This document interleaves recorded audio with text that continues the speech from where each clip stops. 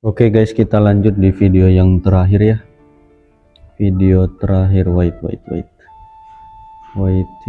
Video terakhir tuh kita bahas DKH footer sampai dengan ties. Nah, untuk kios ini saya hapus karena emitennya ARB, potensi turun lagi. Itu untuk kios, turut berduka cita. Yang pertama ada DKH, berarti kok DKH? Oh iya bener, DKH terkoreksi 5% di harga 91. Untuk DKH ini jebol ya, kemarin 100 nggak boleh jebol dan sekarang jebol. Untuk DKH potensi kemana om? Dia nggak boleh jebol 89 ya. Kalau dia jebol 89, wassalam dia ke 80 lagi. Untuk DKH, kalau kita lihat dari MACD dan RSI nya DKH memang agak kurang menarik.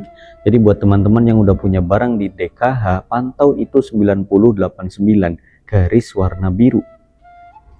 Jangan sampai jebol. Ingat, kalau dia jebol 90 dan 89, maka dia potensi ke 80. Hati-hati ya. Buat kalian yang belum punya barang, kalau memang mau mencoba adrenalin di DKH, silahkan kalian beli di 91 sampai 89, SL di 87. Gitu aja. Silahkan ya kalau memang suka. Tapi kalau kita lihat dari indikator lain memang potensi turun dulu ya. Hati-hati saja untuk DKHH. Oke, lanjut ada FUTR. Dia netral saja di harga 515. Untuk FUTR ini harusnya beresiko tinggi ya karena udah naik. Namun kita cek dulu secara time frame daily. Oke. Om kata siapa udah naik Bambang ya. Ini dari sini nih, dia itu dari sini sampai ke sini itu naik brother ya. Jadi hati-hatilah untuk footer ini. Nah, kalau kita melihat dari time frame daily-nya footer, dia jebol garis ya. Ini kalau jebol garis kayak gini agak kurang suka saya karena potensinya turun lebih dalam lagi. Turunnya sampai mana om? Nah, ini kita cek kalau dari time frame weekly dia punya gap ya, gapnya itu sampai 500 tuh. Potensi kemana ya? Potensi dia nutup gap dulu berarti guys. Potensi nutup gap 500 ya. Itu potensi paling nutup gap 500 490 terus dia mantul lagi gitu. Paling karena kalau dia jebol 500 ya potensinya turun lebih dalam lagi guys. Dia bisa ke 450 bahkan 430, itu yang nggak diinginkan ya. Kalau kita lihat dari MACD dan RSI nya footer memang arahnya ke situ. Ini hati-hati buat teman-teman yang punya barang di footer. Jadi hari Senin dan Selasa besok footer wajib hijau kalau memang dia mau selamat ya. Misal dia turun, skenario nya gini, misal skenario pertama dia turun ke 500 terus dia mantul balik ke 520. Nah, itu boleh. Berarti dia hanya nutup gap doang.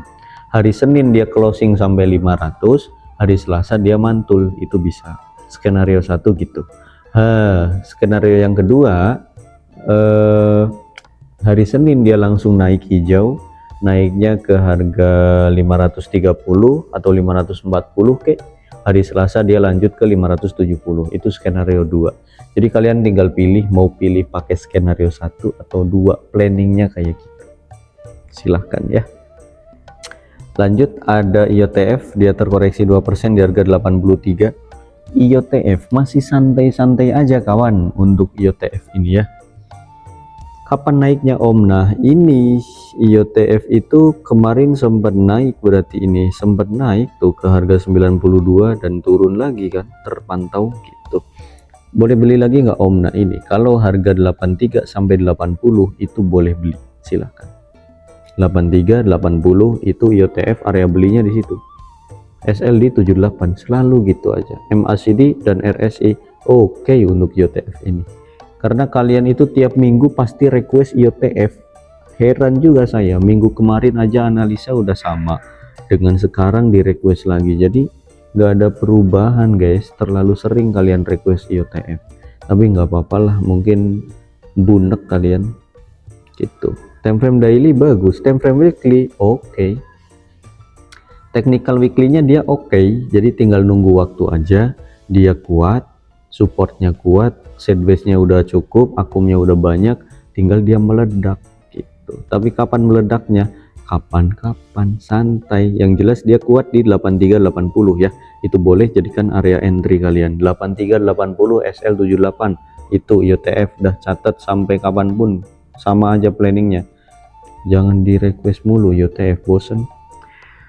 Selanjutnya ada Maha, dia terkoreksi 10% di harga 192. Ini koreksi dalam atau koreksi sehat? Nggak tahu saya, cek dulu. Ayo. Oke, kita cek dari daily-nya dulu deh.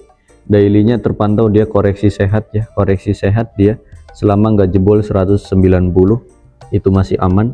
Kalau dia jebol 190 maka potensinya ke garis kuning di 185, dan jika dia jebol 185 wassalam sampai 180-an itu untuk Maha.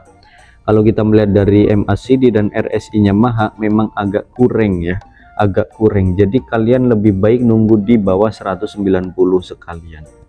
Area belinya 190 sampai 180 itu rank harga Maha yang cukup enak ya.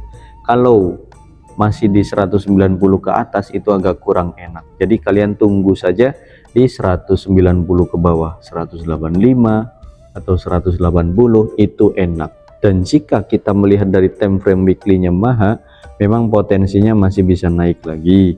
Tapi kapan? Nah ini santai, lebih baik dia koreksi dulu. Koreksinya dekat kok, 190 ke bawah sampai 185 aja gitu. Untuk Maha ya masih oke. Potensi masih bisa ke 200 lagi, tapi santai ya. Tuh ada yang menargetkan 214. Nggak apa-apa, nggak apa-apa. Lihat senyum Pak Purbaya aja senang saya.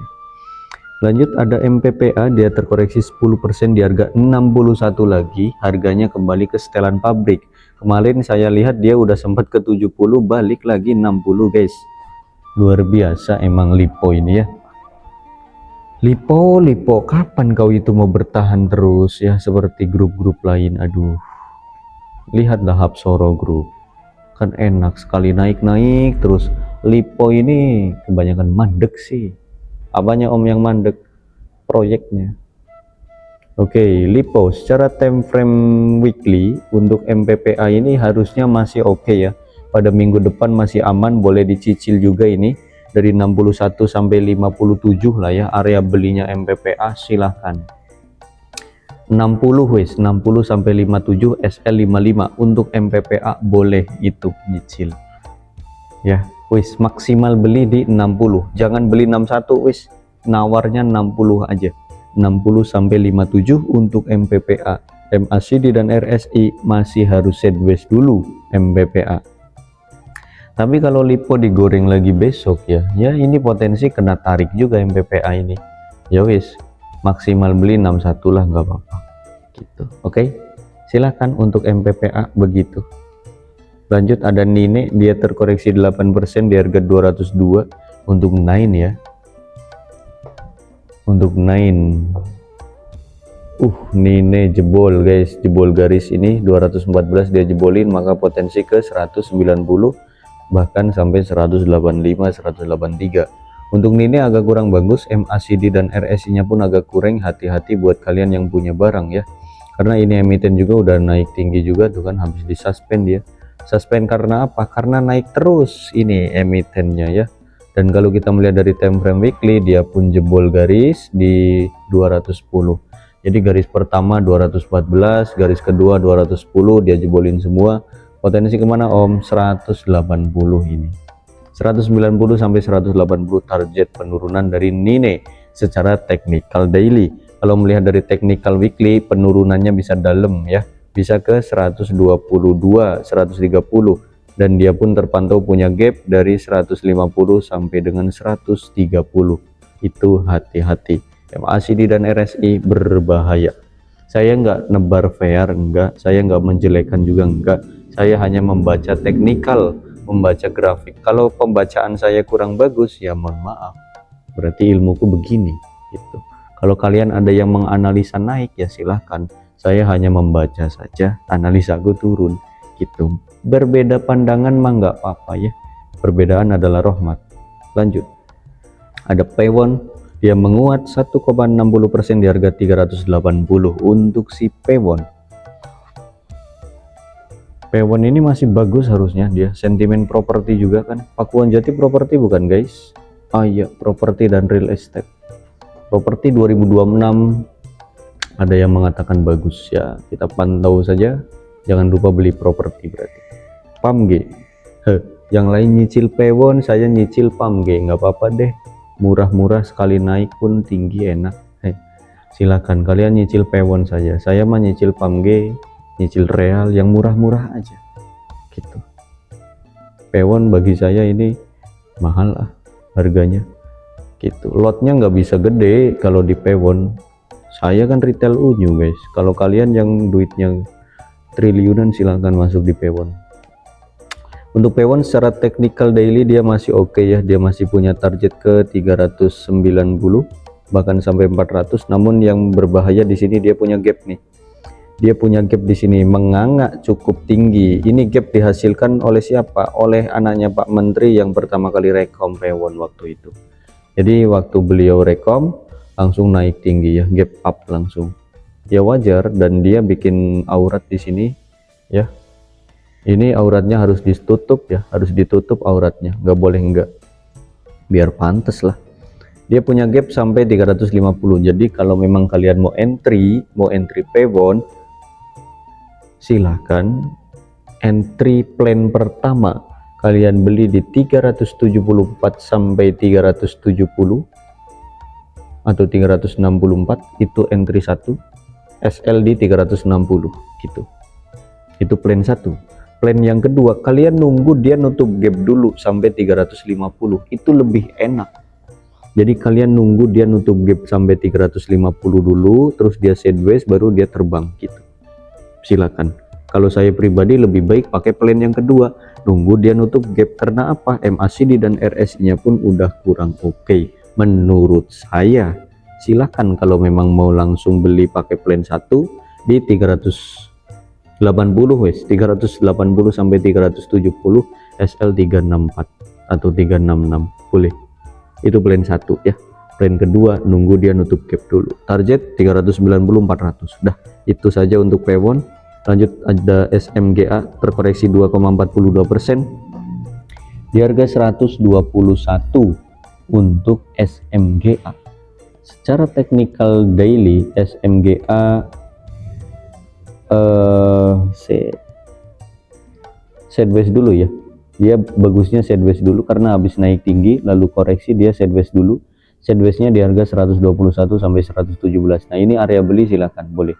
121 sampai 117 area beli. SL kalau jebol 117. Misal closing di bawah 117 di 115 atau 114 atau loss dulu boleh. MACD dan RSI agak kurang memang untuk si SMGA ini. Jadi kalian pantau aja minggu depan SMGA, harusnya dia sideways dulu. Sideways 2 hari 3 hari kayak itu udah cukup lah insya Allah. 121 sampai 117 area beli, SL di 115 ya. Target TP bebas untuk SMGA kalau dia memang sideways bagus gitu. Lanjut yang terakhir ada TAIS. Nah ini emiten yang sudah pernah kita bahas, kita rekom di YouTube juga, dan kita rekom di grup juga ya. Oke, kita udah pernah rekom di grup juga nih. Di tanggal berapa ini? 21 Januari TAIS. Kita beli di 82 sampai 80 dan terbang ya, terbang sampai full area TP tuh kan. Ces. Ngeri kan? Iya, terus gimana Om kalau udah kayak gini? Ya udah, habis terbang tinggi masa dimasukin lagi? Ya tunggu dia sideways dulu lah guys. Gitu. Ya potensi paling besok open high terus turun lagi gitu. Paling ya. Kalau memang mau masuk kalian pakai plan grup kita aja, ini beli di 82 sampai 80. Jadi plan ini boleh kalian gunakan lagi ya untuk TAIS. Silahkan. Plan ini boleh kalian gunakan lagi. Om kalau belum masuk grup gimana? Cek deskripsi guys. Itu ya. Jadi rakyat Indo itu harus suka membaca deskripsinya. Walaupun dibuat oleh ChatGPT, ada deskripsi dibaca. Karena ada link grupnya di situ. Kalau yang belum join ya. Itu untuk TAIS. Jadi secara technical daily dia potensi koreksi terlebih dahulu dengan target penurunan ke 82-80 paling. Nah itu boleh kalian nyicil lagi, tapi potensi sideways dulu karena dia habis naik tinggi lalu dibanting, ya wis sideways dulu di 82-80 ya. Itu saja sih untuk TAIS kalau memang suka. pakai rekom grup kita aja. Tuh, Thais ini enjoy, bisa lama bisa cepet, itu sifatnya Thais. Karena kalau dia udah lama, sideways-nya lama, tapi sekali naik bisa cepet, kayak kemarin kan langsung bus gitu ya. Itu saja sih untuk video kita yang terakhir. Sampai jumpa di market minggu depan, sampai jumpa di market besok. Semoga kita semua lancar, trading lancar, rezeki lancar, badan sehat semua, dan doakan saya juga ya. Saya minta doa aja dari kalian, semoga lancar semua urusan saya ya. Terima kasih buat teman-teman yang udah nonton dari awal sampai akhir. Berkah selalu, sampai jumpa, bye bye.